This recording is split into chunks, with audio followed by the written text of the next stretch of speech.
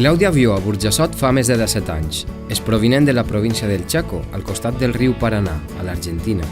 I avui entrem a sa casa perquè ens ensenya una recepta que serveix d'aperitiu al tan conegut asado, unes empanadas argentines.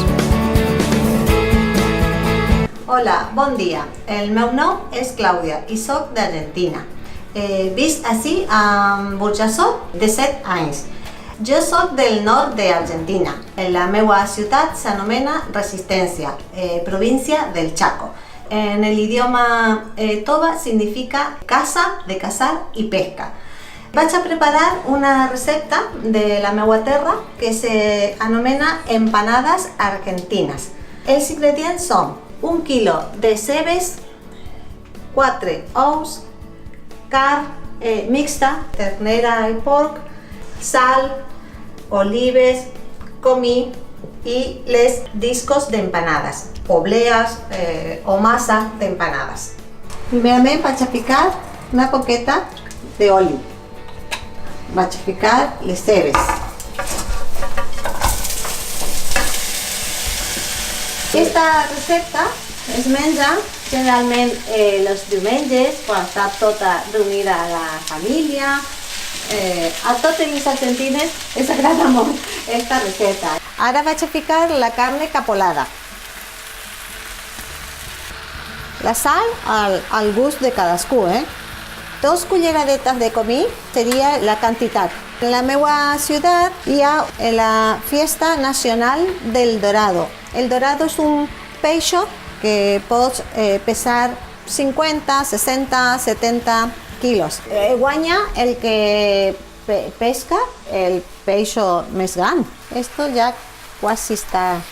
Glaciar Perito Moreno, que és una de les meravelles del món.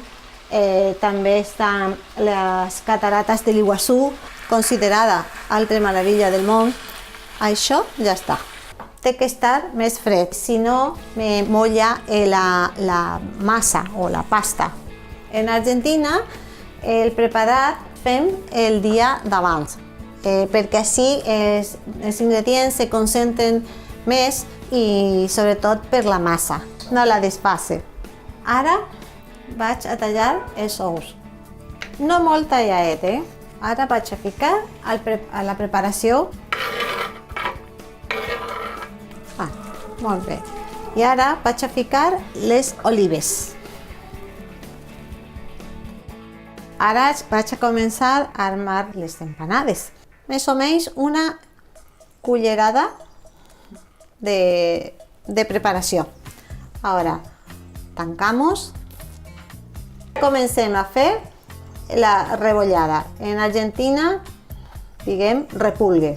Els diumenges, quan van a preparar el asado argentino, també preparem les empanades per a menjar com aperitiu, perquè l'asado argentino per a nosaltres és un ritual. Les empanades tradicionals argentines són de carn, però també se pot fer de formatge amb ous, cebes, maïs.